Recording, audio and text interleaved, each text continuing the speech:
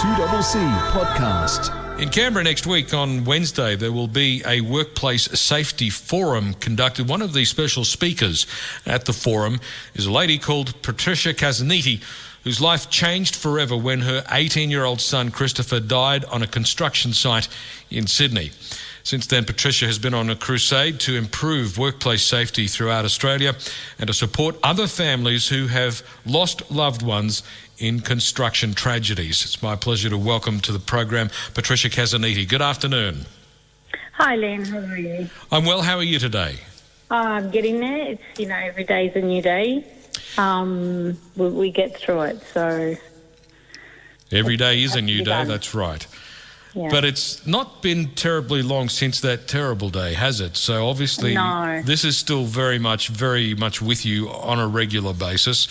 And to some extent, it's something that you've chosen to talk about almost every day, isn't it?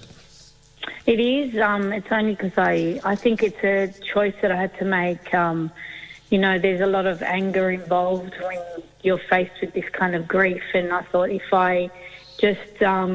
stayed home and cry all day and, dwell in it, I probably would end up in a mental hospital. But for me, I just thought my son was such a beautiful boy, always amazing, wanted something in life and was on the road to that path. He was a good boy, you know what I mean? And I can't imagine staying at home and not fighting for him and for his justice and also to leave a legacy behind for him. Well, that's why you've established the Touched by Christopher Foundation, and we'll talk more about that in a moment. But the accident occurred in April of this year, so it's only very recently.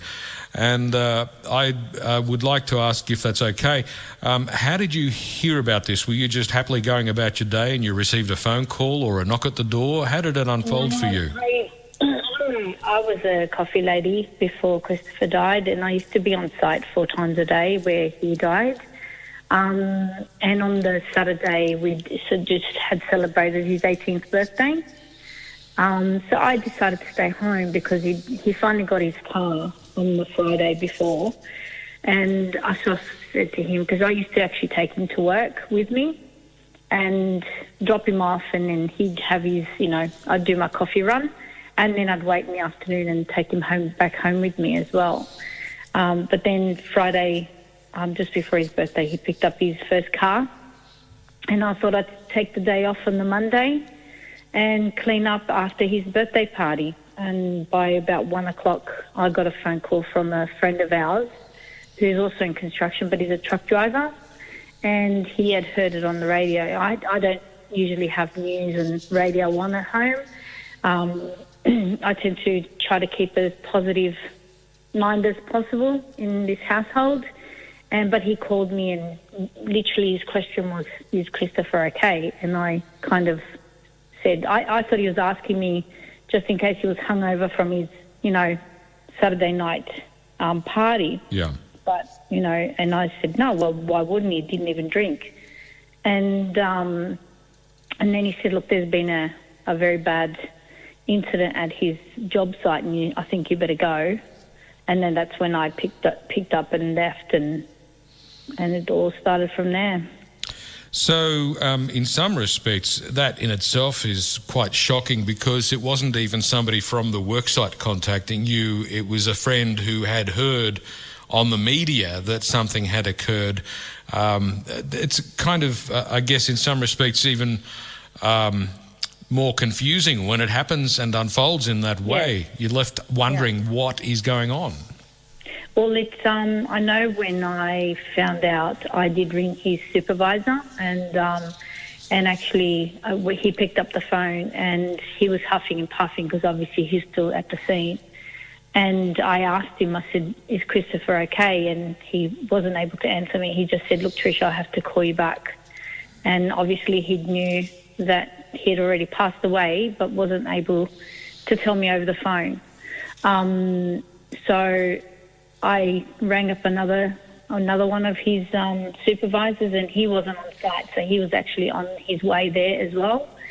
and he didn't know much either. So at that stage, at 1 o'clock, it was still chaos. Yeah. Still a lot of chaos at the job site, because I think the incident actually happened at 12:15. Yes. And I got there around about 1:45, and people were just running everywhere still when I got there. But as I said, when I spoke to his supervisors, they were distraught, absolutely distraught, and unable to actually speak to me over the phone to let me know. So understandably, Christopher is a big loss, even to them. He was an amazing worker for him, you know what I mean? And yes. It was an absolute shock to know. Now, people may even recall this incident because it made national headlines when it happened, and the incident was a case where a large amount of scaffolding collapsed. Yeah. And fell on Christopher.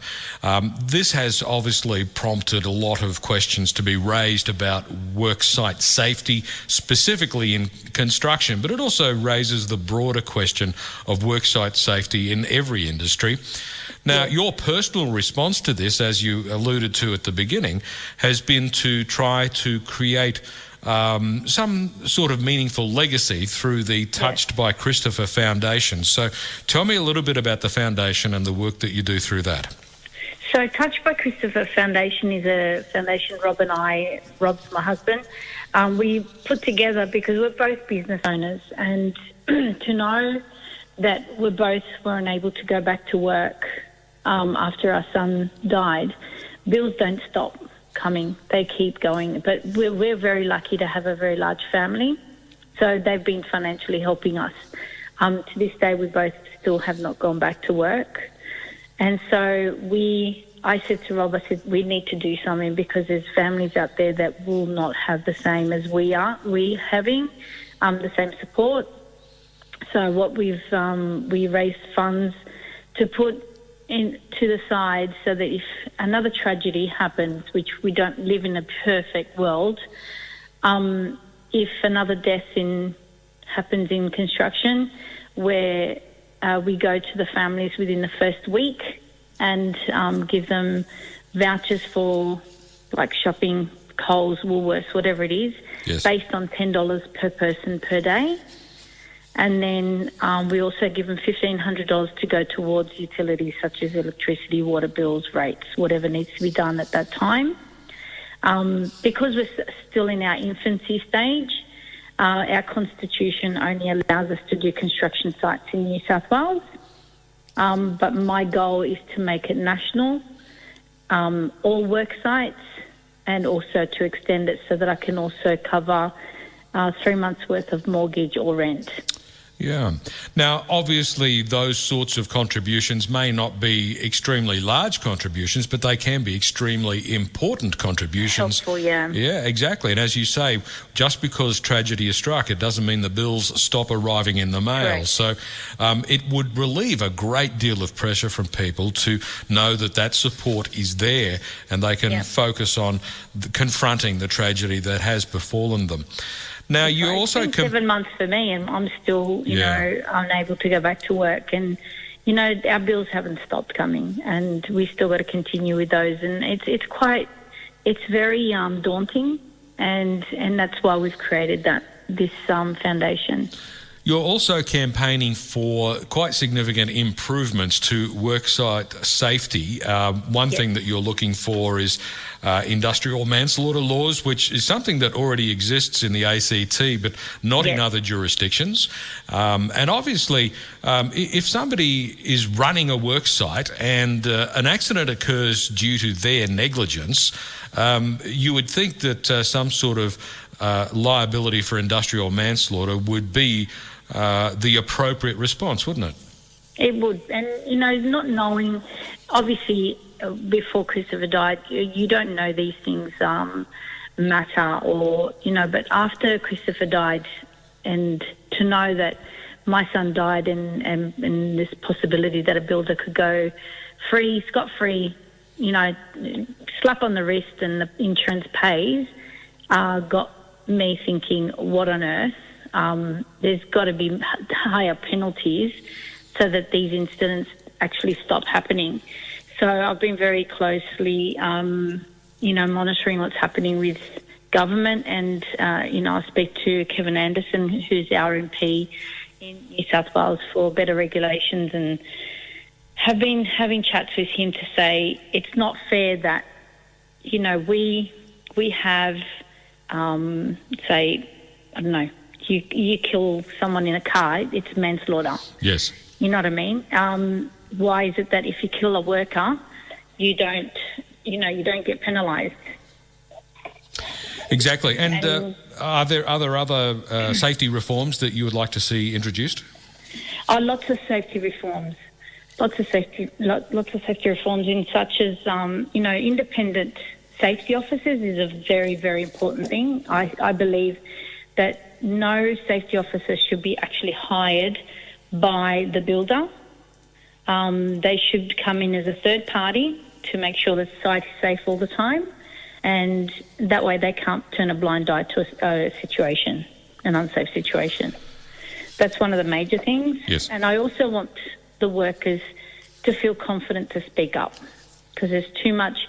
The culture is that they're scared to speak up because they'll lose their job, and that victimisation has to stop. Yes, it does. Yes. You're speaking at the forum next Wednesday here in Canberra. What are you going to be saying to the audience? I'll be speaking obviously about Christopher and the incident. I do have a video that I show of the incident. My aim is to shift complacency in the worker.